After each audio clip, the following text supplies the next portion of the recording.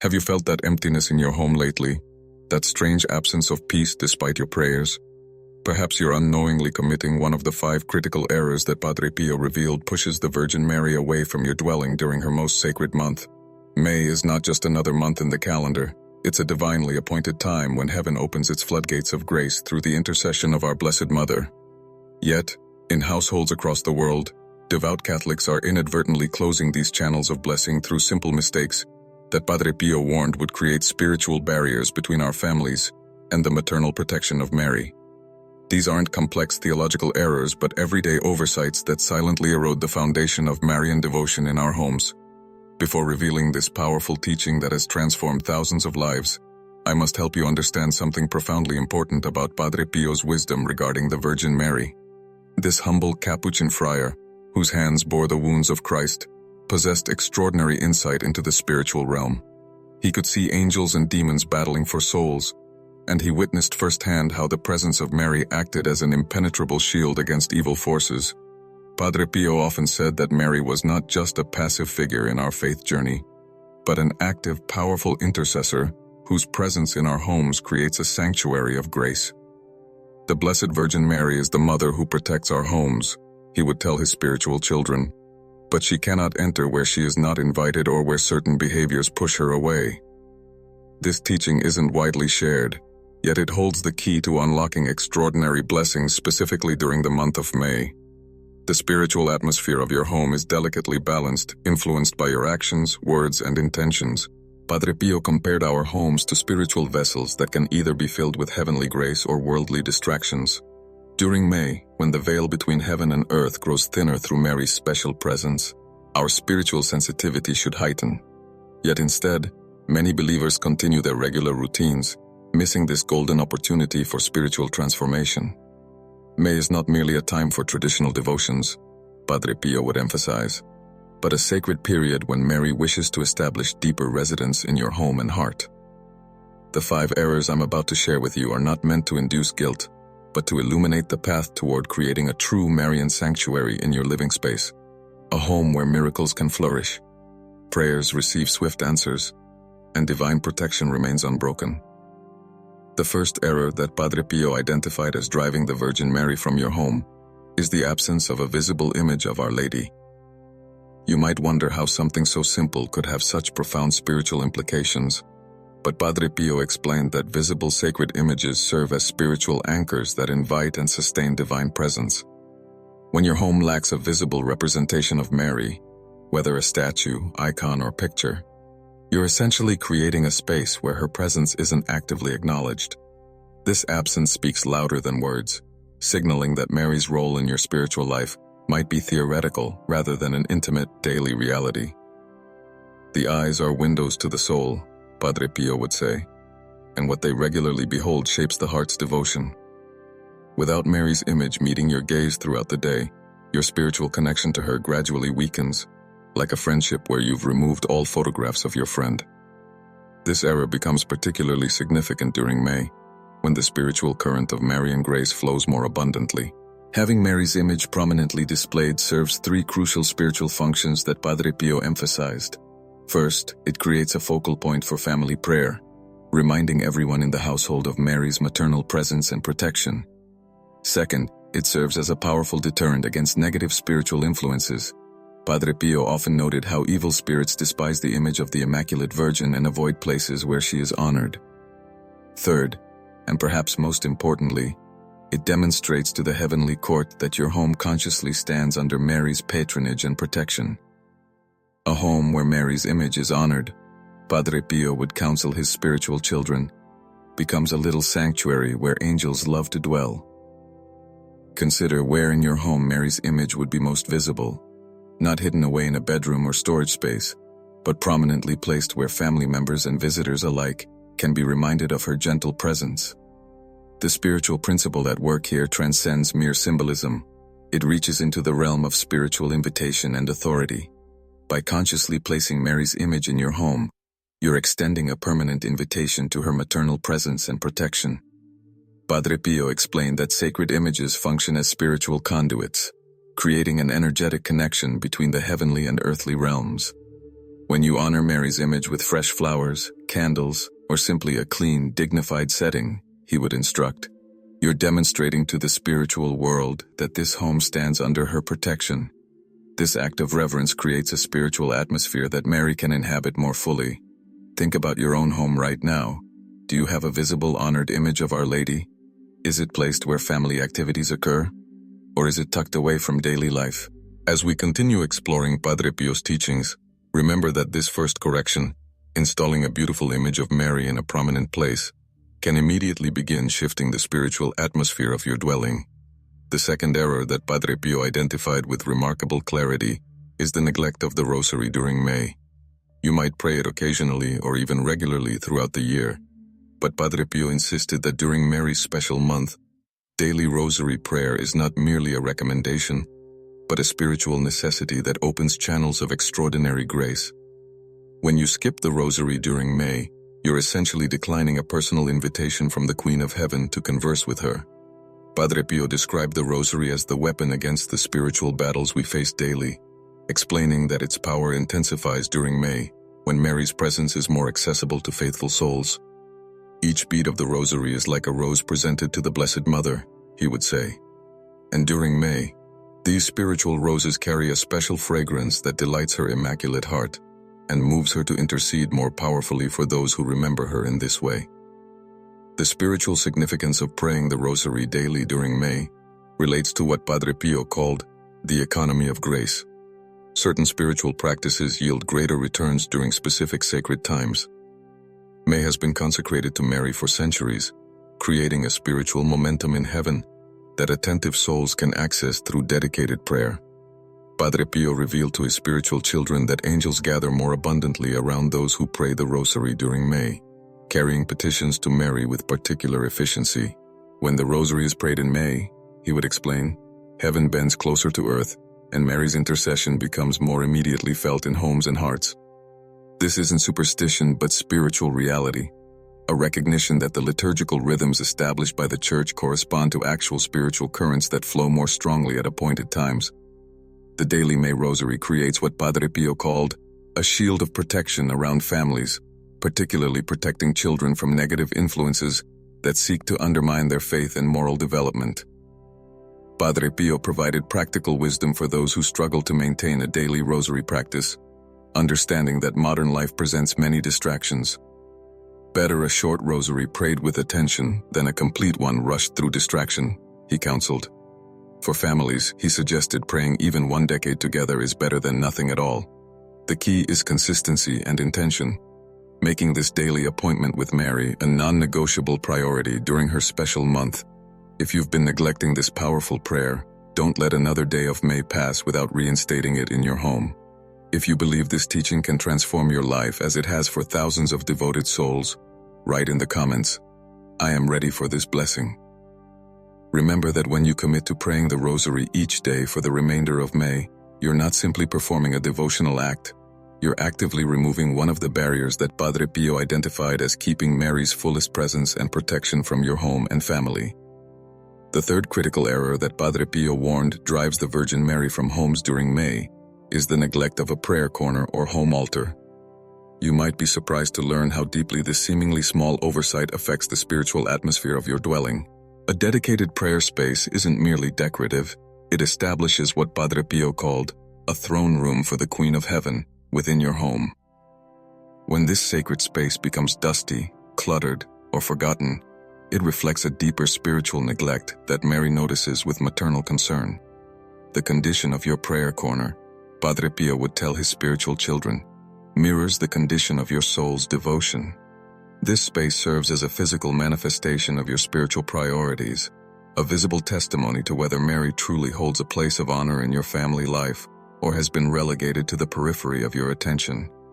This error becomes particularly significant during May because this month traditionally involves a heightened awareness of Mary's special role in salvation history. In many Catholic cultures, May witnesses beautiful traditions like the crowning of Mary's statue, the creation of May altars adorned with spring flowers, and special processions honoring the Mother of God. Padre Pio explained that these customs aren't merely cultural expressions, but spiritually efficacious practices that invite Mary's presence more tangibly into communities and homes. A well-maintained prayer corner with Mary's image, he taught, becomes a domestic sanctuary where heaven touches earth. The spiritual principle at work involves sacred space. Just as churches are consecrated for divine worship, our homes need consecrated spaces that signal to the spiritual realm that this dwelling acknowledges heavenly authority. When your prayer corner or home altar falls into disarray, the spiritual message communicated is one of indifference, unintentionally suggesting that Mary's presence is not valued enough to merit care and attention. The practical solution to this error requires 3 simple steps that Padre Pio recommended. First, designate a specific area in your home, even a small shelf or corner, exclusively for prayer.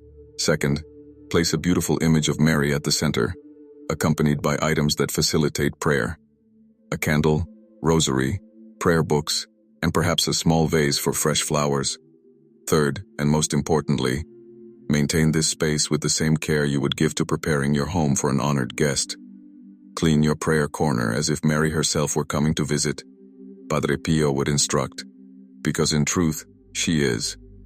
This dedicated area becomes a spiritual beacon, drawing Mary's gaze and presence to your home in a special way. During May, this prayer space should receive particular attention, perhaps adding seasonal flowers, a special candle, or a written prayer of consecration to Mary. The effort invested in creating and maintaining this sacred space communicates volumes to the spiritual realm about your family's reverence for the Mother of God. The 4th error that Padre Pio identified with penetrating spiritual insight involves our speech patterns during Mary's special month.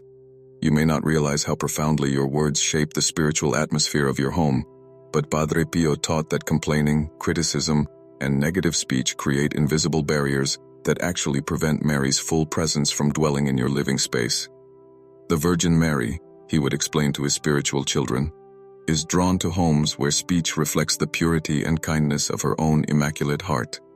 This doesn't mean artificial positivity or suppressing legitimate concerns, but rather cultivating awareness of how our words either honor or dishonor the Queen of Heaven, who listens to our conversations with maternal attentiveness.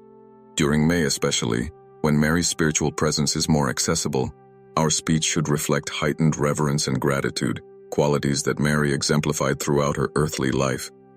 The spiritual mechanics behind this principle relate to what Padre Pio called the atmosphere of sanctity that surrounds Mary wherever she goes.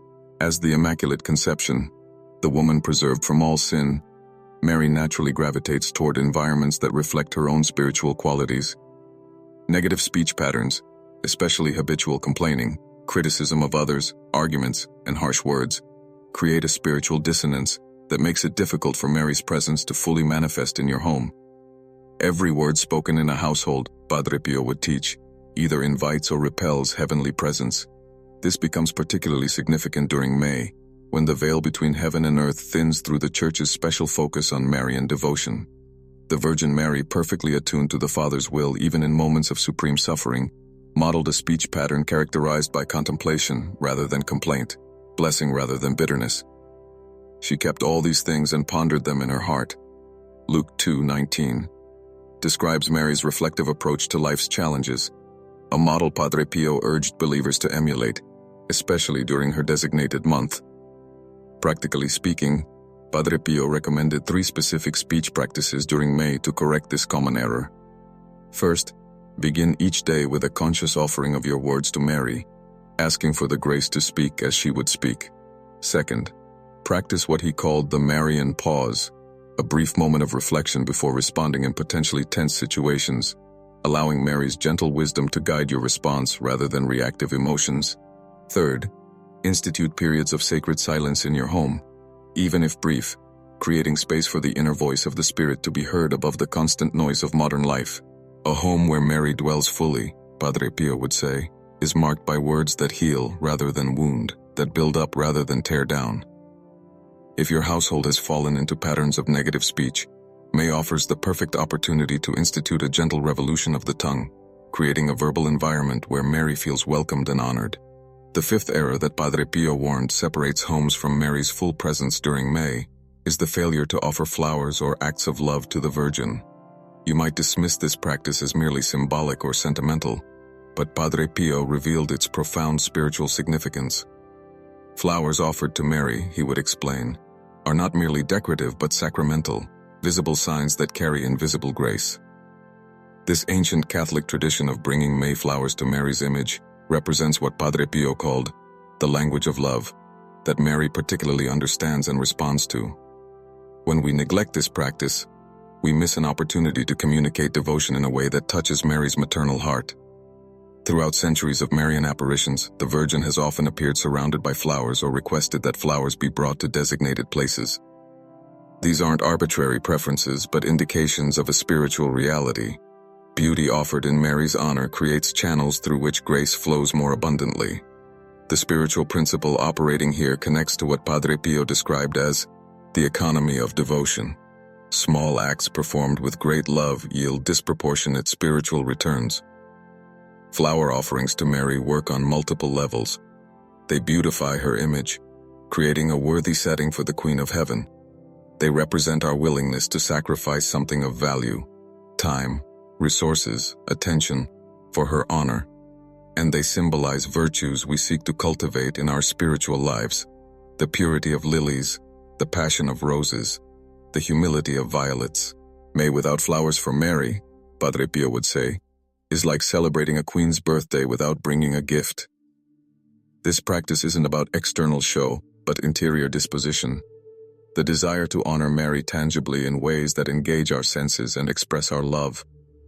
For those without access to fresh flowers, Padre Pio suggested alternatives: printed images of flowers, artificial arrangements maintained with dignity, or even drawings made by children in the household. The key is the intention, creating beauty specifically dedicated to honoring the Mother of God. Beyond physical flowers, Padre Pio expanded this teaching to include what he called spiritual bouquets, acts of love and virtue consciously offered to Mary during her special month. These might include works of mercy performed in her honor, sacrifices offered for her intentions, or special prayers dedicated to her Immaculate Heart. Mary recognizes these spiritual flowers, he taught, even more readily than physical blooms, for they reflect the garden of virtues she desires to see flourishing in her children's hearts. This practice of offering daily spiritual flowers to Mary creates an invisible but powerful connection between your home and heaven, establishing a conduit through which Mary's intercession flows more directly to your needs and concerns. Padre Pio particularly recommended involving children in this practice, helping them understand that small actions performed with love, controlling their temper, being kind to siblings, completing chores without complaint, can become precious offerings to the Mother of Jesus when consciously dedicated to her. This teaches the vital spiritual lesson that devotion isn't merely felt, but expressed through concrete actions. Having understood the 5 errors that Padre Pio warned drive the Virgin Mary from homes during May, you're now positioned to implement the transformative corrections that invite her powerful presence back into your dwelling. But before exploring these practical solutions, it's essential to grasp what Padre Pio called the spiritual mechanics of Marian presence in our homes. You see, the Virgin Mary doesn't impose her presence where it isn't fully welcomed. Her gentle nature respects our freedom, while her maternal heart longs to protect and nurture every household.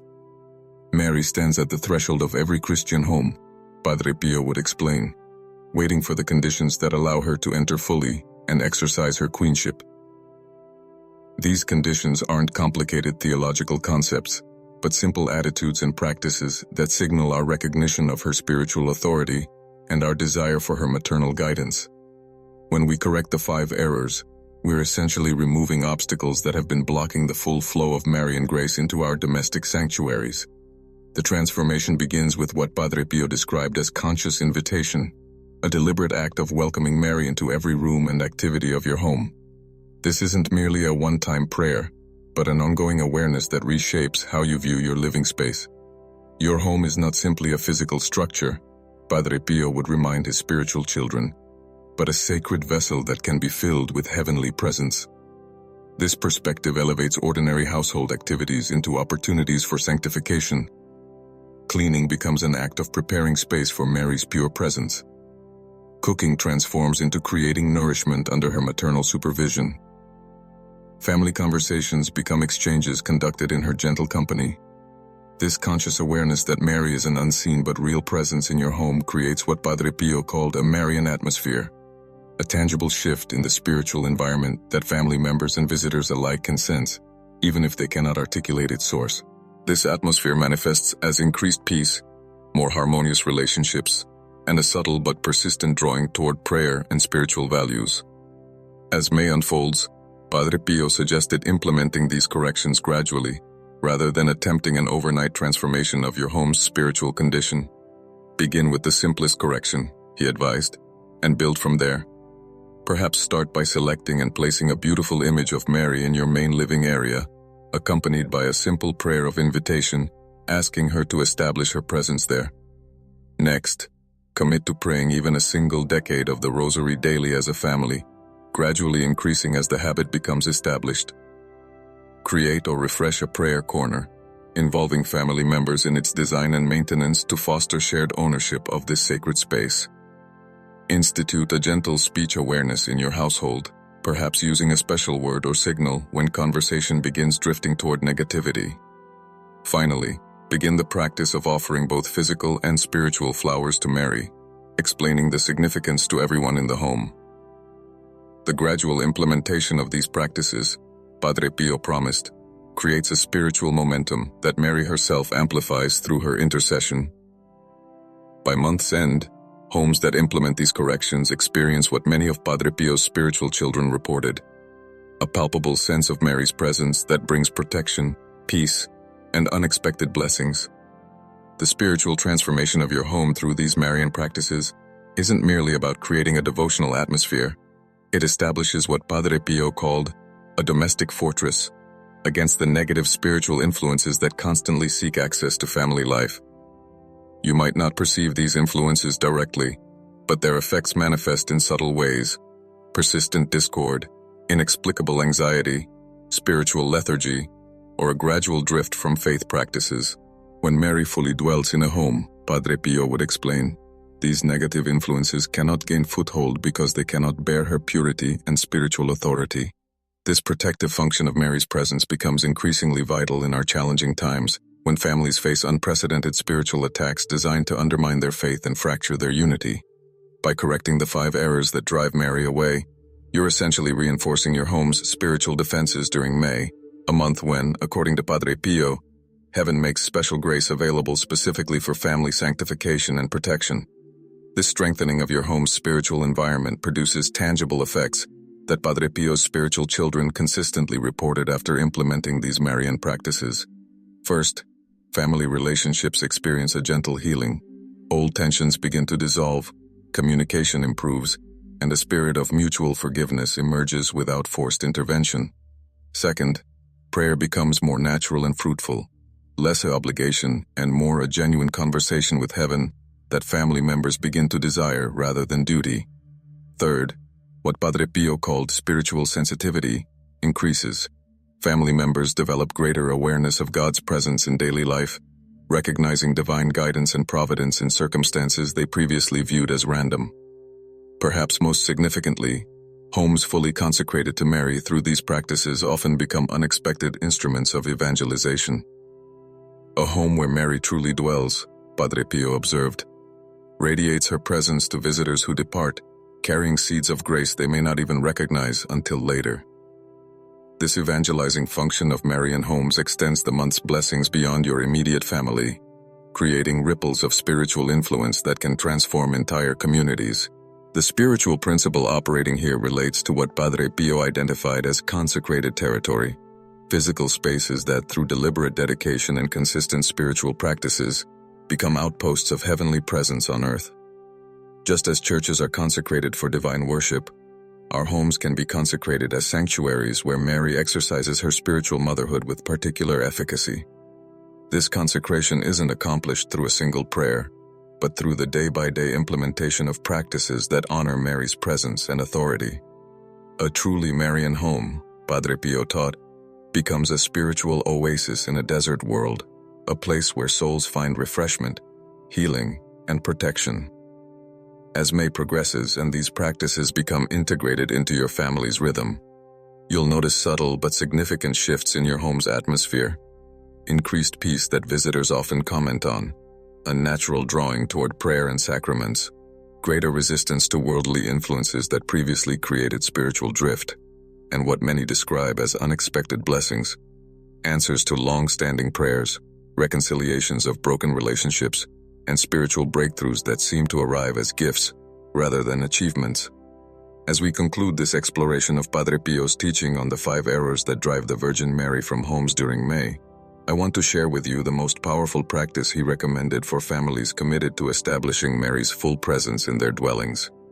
You see, beyond correcting individual errors, Padre Pio encouraged a comprehensive consecration of the entire home to Mary's Immaculate Heart, a spiritual act that places every room, relationship, and activity under her maternal protection and guidance. This consecration, he explained, isn't merely a devotional practice, but a spiritual transaction that changes the very nature of your home in heaven's eyes.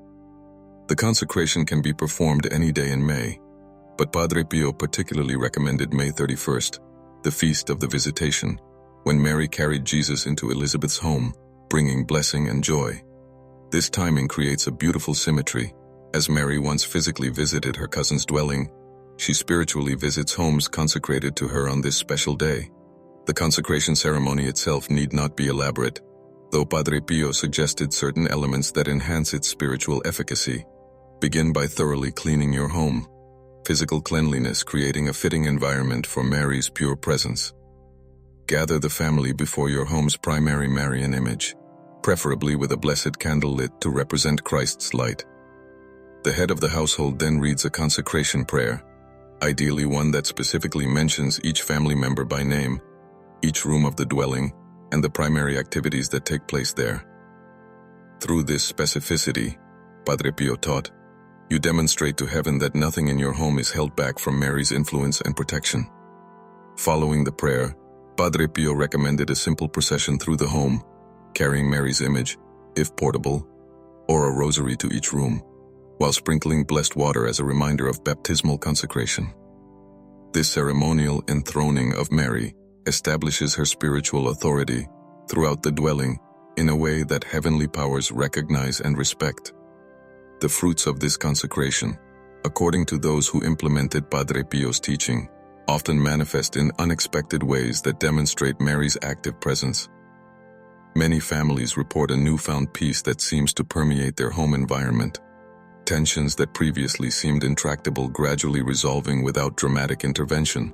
Others notice what Padre Pio called the blossoming of vocations, children developing clearer sense of God's calling on their lives, whether to marriage, religious life, or dedicated service. Perhaps most significantly, homes consecrated to Mary often become unexpected centers of evangelization, places where friends, relatives, and even strangers encounter a spiritual atmosphere that awakens dormant faith or kindles new spiritual curiosity. A home where Mary truly reigns, Padre Pio promised, becomes an outpost of heaven on earth, a place where souls find healing, guidance, and profound peace. As we complete this journey through Padre Pio's teaching, I encourage you to begin implementing these corrections today, not waiting for perfect circumstances or complete understanding. The Virgin Mary, with a mother's patience and wisdom, honors even our smallest efforts to welcome her presence, amplifying them through her powerful intercession. The transformation of your home into a truly Marian dwelling may begin with simple steps, but its effects will ripple through generations to come.